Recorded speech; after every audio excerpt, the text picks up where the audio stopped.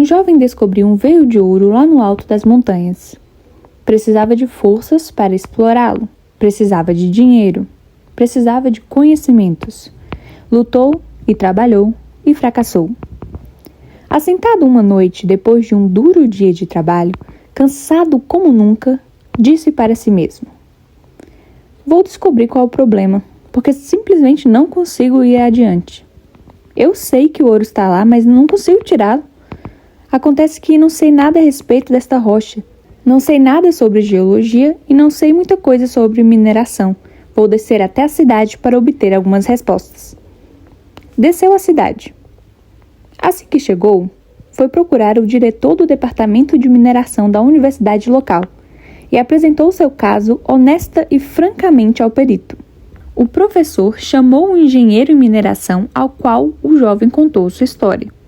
O engenheiro concordou em ir com ele para ver o veio de ouro e então lhe dar instruções depois de verificar os resultados de testes feitos no local. Os dois homens levaram cerca de uma semana até chegar ao local.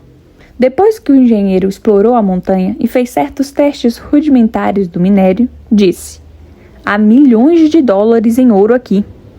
Mas será preciso muito dinheiro para retirar o ouro.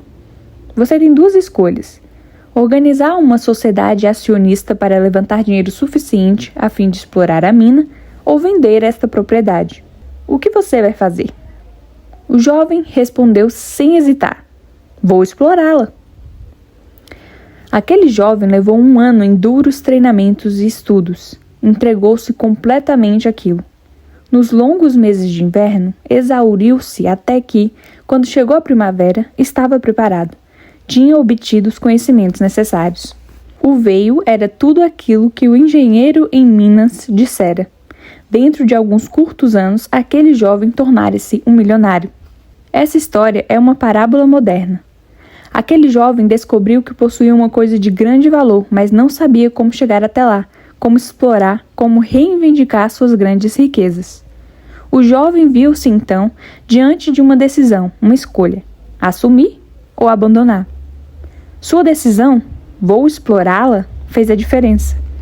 A questão, entretanto, não ficou resolvida aí, pois depois de enunciar as palavras de sua decisão, teve de agir de acordo com elas.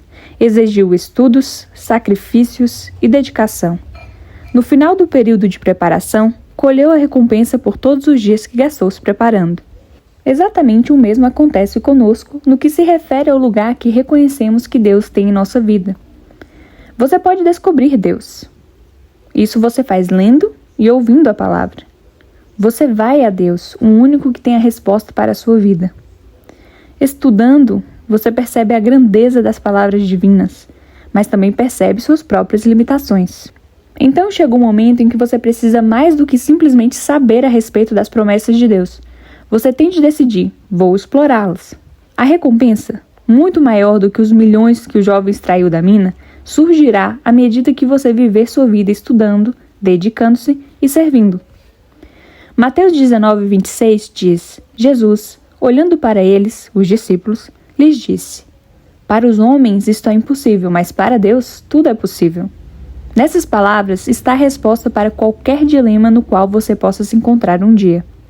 As palavras que você escolher para crer e citar modelarão sua vida. Às vezes, quando alguma coisa parece particularmente impossível para mim, digo: é possível. Para os homens, isso é impossível, mas para Deus é possível. Posso todas as coisas em Cristo que me fortalece.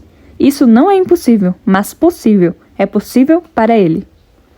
O problema com muitas pessoas é que desejam que Deus cumpra suas promessas facilmente.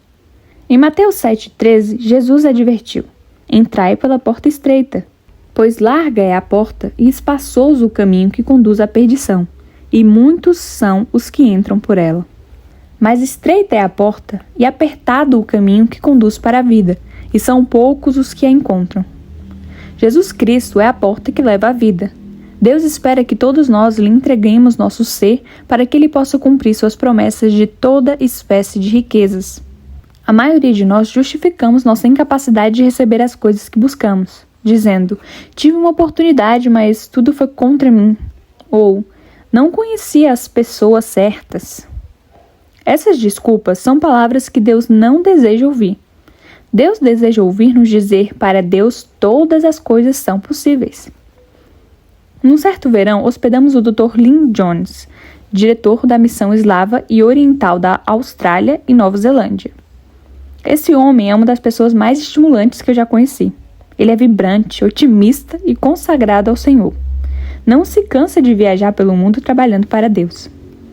Ali na sala de estar de nossa família, o Dr. Jones contou-nos um importante segredo para o seu sucesso na obra de Deus. Anos atrás, fui ao dicionário e literalmente risquei a palavra impossível. A Bíblia nos diz: para Deus todas as coisas são possíveis. Considerando que para Deus não existe um impossível, e considerando que lhe entreguei minha vida e estou ligado com Ele, meu Pai, por que daria a menor atenção à palavra impossível? Considero que o impossível não existe, pois a palavra de Deus me diz isso. Quando repito aquelas palavras de Deus, elas se tornam o meu sustento em tudo que faço. Mateus 9, 27 ao 30 nos apresenta a narrativa de Jesus usando este princípio com os 2 homens cegos que se encontraram com ele quando saía de Nazaré. Os 2 cegos, confiantes, seguiram Jesus de perto, gritando e chamando: tem misericórdia de nós, filho de Davi. Quando Jesus chegou à casa para a qual se dirigia, os 2 cegos, temendo que ele não lhes desse nenhuma atenção, seguiram-no. Jesus virou-se para eles e disse: vocês creem que sou capaz de curá-los? Oh, sim, Senhor, nós cremos, eles exclamaram juntos. Então ele tocou os olhos deles e disse: seja feito de acordo com a sua fé. E seus olhos se abriram.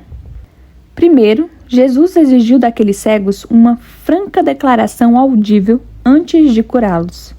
Pediu-lhes que dissessem as palavras de confirmação de sua fé. Como foram importantes aquelas palavras! Que proveito receberam cumprindo aquele simples pedido de Jesus? Jesus sabia que eles criam, mas queria ouvir deles essa declaração. Então, sabendo que falavam a verdade, atendeu-os por causa de sua fé. Algum tempo atrás, ouvi contar a experiência de um ministro que viajava por diversas cidades estrangeiras. O país de onde partia era quase medieval em seus primitivos padrões de vida. Toda a água tinha de ser fervida antes que alguém pudesse bebê-la. Todas as frutas comestíveis tinham de ser descascadas. Todos os viajantes tinham de tomar extremos cuidados para não contrair certas enfermidades dolorosas que os habitantes daquele país tinham de aceitar como coisas comuns e inevitáveis. O ministro preparava-se para entrar num país que era totalmente diferente. O alimento ali não oferecia perigos. As condições higiênicas eram irrepreensíveis. Os cidadãos ali desfrutavam de um razoável grau de prosperidade. Jamais me esquecerei, disse o viajante. Como foi estranho sair do ônibus minúsculo que me levou à fronteira para que eu pudesse atravessar a estreita faixa de terra que separava aqueles 2 países. Subi no moderno ônibus de ar-condicionado do outro lado. Realizei essa transferência mais que bem-vinda, simplesmente apresentando o meu passaporte. Temos passaportes para Deus. Nosso passaporte é o sangue de Jesus Cristo. Temos de usar nossas palavras para expressar nosso honesto desejo de lhe pertencer. Então temos de demonstrar nossos direitos de sermos aceitos, declarando nossa fé em Jesus Cristo como nosso Senhor e Salvador. Não podemos salvar a nós mesmos por nossos próprios esforços, mas, para Deus, todas as coisas são possíveis. Se você simplesmente compreender essas verdades e as declarar, Deus abrirá portas que você antes considerou barreiras impossíveis de transpor. Jesus disse: eu sou a porta. Todo aquele que entrar por mim salvar-se-á. Entrará e sairá e achará pastagens. João 10, 9. Esse é o passaporte que ele pode ser em sua vida. O passaporte de uma vida de ansiedade tentando andar sozinho para a vida na qual todas as suas responsabilidades passam a ser dele e todas as suas necessidades são supridas. Uma mulher em Los Angeles me disse que tinha desenvolvido um ódio íntimo contra os parentes de seu marido por causa da maneira pela qual a tratavam. Esse não é um problema incomum. Perguntei-lhe se dera a Deus uma oportunidade de tirar dela tais sentimentos. Disse-lhe que falasse ao Senhor sobre o assunto, tão franca e honestamente quanto falara comigo. Quando o fez, descobriu que o Espírito de Deus operou em seu benefício e a ajudou. Quando expulsou aqueles sentimentos de ressentimento de sua mente, experimentou um grande alívio. E, mais importante, ela não os entregou ao Senhor parcialmente para depois retomá-los de volta. Quando me encontrei com ela mais tarde, todo o problema fora entregue ao Senhor. Deixara com ele o seu fardo e descobrira que Deus estava cuidando dele. Quando começou a demonstrar maior amor aos seus parentes, descobriu que eles também corresponderam com amor. Qual é o lugar que Deus diz ocupar em sua vida? O Salmo 55:22 dá as suas palavras: lança o teu fardo sobre o Senhor, e ele te sustentará. Jamais permitirá que o justo seja abalado. Eis o maior de todos os levantadores de peso que o mundo já conheceu. Não tem comparação. Transforme essas palavras em suas palavras, pois ele diz que sustentará você. Não há necessidade grande demais ou pequena demais que Deus não responda se você crê inteiramente que ele há de resolvê-la. Lembre-se, foi ele que disse: para Deus todas as coisas são possíveis. Austin Barton contou-me essa história de uma lição que aprendeu de um orador inglês, o irmão Greenwood. Ele transmitira a Austin Barton a seguinte orientação: lembre-se do poder de suas palavras. Quando pedir a Deus alguma coisa, não o limite. Se você precisar de $100, diga ao Senhor: preciso de $100 ou mais. Se você precisa de $200, diga ao Senhor: preciso de $200 ou mais. Se você precisar de $1.000, diga ao Senhor: preciso de $1.000 ou mais. Mas dê ao Senhor a oportunidade de atender abundantemente aquilo que você lhe pedir. Concordo que nossas palavras produzirão exatamente o que dizemos. Se você está vivendo uma vida miserável, resolva-se hoje a mudá-la. Depois de resolver mudá-la, fale sobre isso com Deus. Fale sobre isso em qualquer lugar. Aguarde o acontecimento de grandes coisas, pois Deus será o seu provedor. Ele será, se suas palavras o permitirem. O que você diz determina o que você recebe. Geralmente nós nos tornamos o nosso próprio problema. Em lugar de ser parte da resposta, continuamos sendo parte do problema. Imagine que seus sentimentos tenham revelado que você está em grandes necessidades financeiras. A palavra declara: e o meu Deus suprirá todas as vossas necessidades. Filipenses 4:19. Você tem de chamar a atenção de Deus para o dinheiro que falta. Você precisa ter certeza do que você espera dele. Recuse-se a ser intimidado por seus sentimentos. Saiba que maior é Deus que está em você do que as outras forças que o cercam. As forças que se lhe opõem são seus sentidos, seus sentimentos. O poder que está em você é Deus operando em sua vida. Depois fale. Faça suas palavras expressarem a verdade sobre o que Deus significa para você, sobre sua unção e sociedade com Deus. Afirme que Ele é aquele que o apoia e lhe oferece o capital para suprir suas necessidades. Dê-lhe crédito por sua capacidade e sua sabedoria. Tenha coragem de confessar em voz alta para o mundo ouvir a sua confiança no sucesso que jaz em sua graça, conforme Ele a demonstra a você. Deus há de recompensar tal compromisso. Só com Ele torna-se possível fazer todas as coisas. Lembro-me de uma mulher que assistia a uma de nossas reuniões. Muitas pessoas tinham orado por ela, mas ela continuava carregando seu fardo. Um dia eu preguei sobre o fato de Satanás procurar manter-nos conscientes de pecado. Isso impede nossa fé e, é óbvio, é exatamente o que Satanás tenta fazer todos os dias. Ele o faz levantando dúvidas em sua mente. Ele afirmará que Deus nunca o perdoou pelo que você fez, ou dirá que há muito pecado em sua vida para que você possa agradar a Deus. Essa mulher, que se identificou como Sra. Blaine, procurou-me depois do culto. Obviamente parecia perturbada. Derramou diante de mim suas muitas tentativas de ser culpada. Depois deixou escapar de sopetão. Mas agora sei porque minha fé não produzia resultados. Cometi um terrível pecado há 25 anos e Deus nunca me perdoou. Eu lhe perguntei: a senhora pode me dizer que pecado foi? Ela respondeu: menti a respeito de uma parente minha.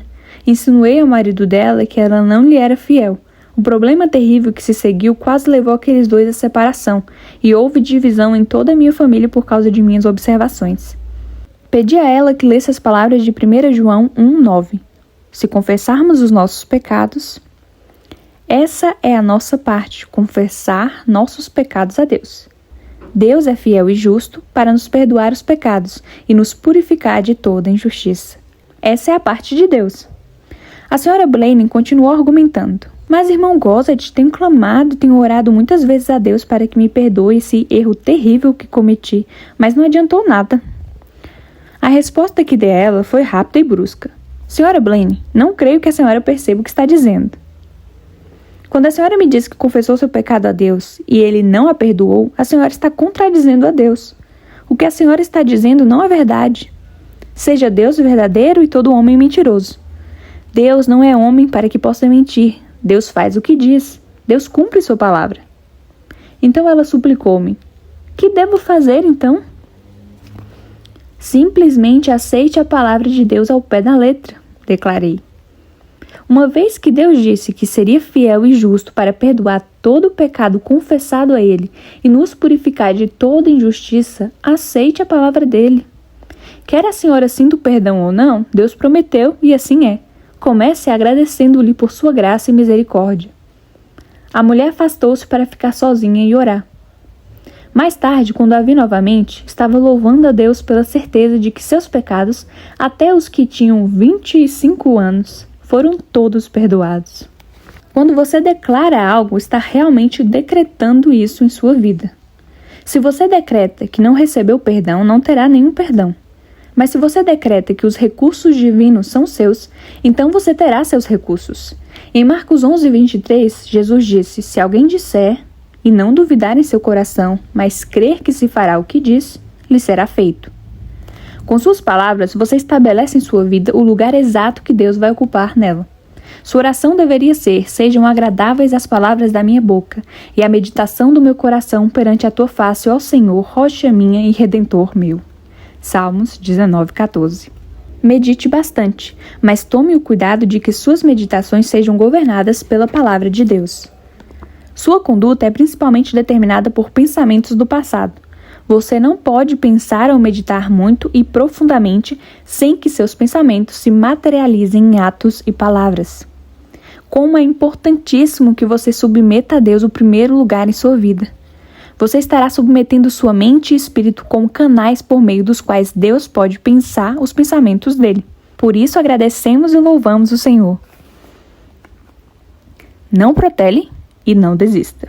Primeiro, sempre espere o melhor, sempre. Jamais espere o pior, jamais. Espere um milagre. É a sua atitude para com a vida que dá forma à sua vida. Você sempre obtém exatamente o que você espera, bom ou mal. Espere o bem e você o terá. Espere o mal e também o obterá. Segundo, esperando com atitude de oração, agora mesmo você está decidindo o que você e suas circunstâncias serão amanhã. O homem junto à porta formosa olhou para eles esperando receber deles alguma coisa. Ele esperou alguma coisa e a obteve. Espere milagres em sua vida e os milagres farão parte dela, tal como aconteceu ao aleijado sem esperanças junto ao portão. Terceiro, seja uma pessoa que diz Deus pode fazer coisas e Deus fará coisas por meu intermédio. Isso não é egoísmo. É 100% bíblico. Hebreus 11 nos fala de homens e mulheres que realizaram coisas. Você também pode realizá-las. Você pode fazer qualquer coisa que o Senhor desejar que seja feita. Quarto, o segredo da vitória é ação e persistência. Não adie e não desista. Pela força apoderaram-se dele. Mateus 11:12. A fé que se esforça sempre consegue coisas. Quinto, viva o agora, o hoje, nunca o amanhã. Não diga o que você faria se as circunstâncias estivessem a seu favor, ou se você tivesse dinheiro, ou se você tivesse cultura, ou se você tivesse oportunidades. Varra de sua vida esse si e saia conquistando. Pare de sonhar com uma vida agradável que você aguarda para o próximo ano ou daqui a 10 anos. Comece a viver agora mesmo o máximo de sua vida. Sexto, seja grande para Deus agora. Perdoe os outros agora. Seja ousado e corajoso agora. Não deixe a vida positiva e construtiva para um futuro vago e indefinido. Sétimo, recuse-se a ser dominado pelo medo. O que eu temia me sobreveio, o que receava me aconteceu. Jó 3:25. Seja o que for que você teme continuamente, você receberá. Você pediu, dando lugar ao medo. Não culpe a falta de sorte, o infortúnio, o destino ou outras pessoas. Você é o seu maior inimigo, seu maior perturbador. Tenha certeza, aquilo que você teme lhe sobrevirá. Mude isso agora mesmo afirmando: o medo não tem lugar em meu coração, pois Deus não me deu espírito de temor.